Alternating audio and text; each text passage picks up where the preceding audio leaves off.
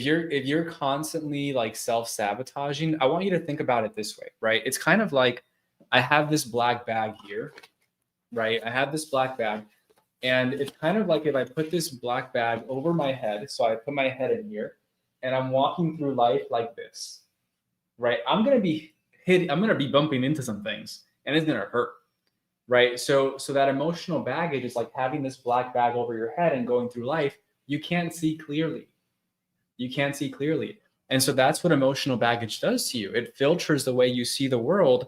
It really holds you back, and you bump into things and it doesn't feel good. Right? So how many of you self-sabotage? Right? That's a big reason why. That's a big reason why.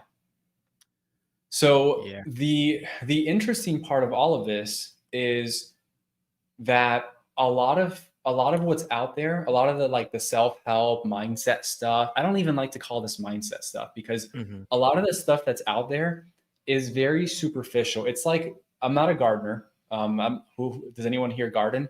But I know if you have weeds, right? If you have weeds in your garden, a lot of the stuff that's out there is like taking a pair of kid scissors, going to the garden of your mind, and cutting these weeds where the stem meets the soil. What's going to happen?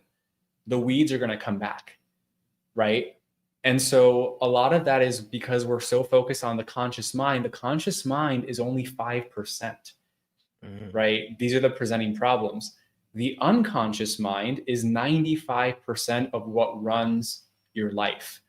And so, and we're not aware of it, right? And so what we want to do with what we're teaching here is it's like going to the garden, right? Going to the weeds and pulling them out of the root so that they never come back.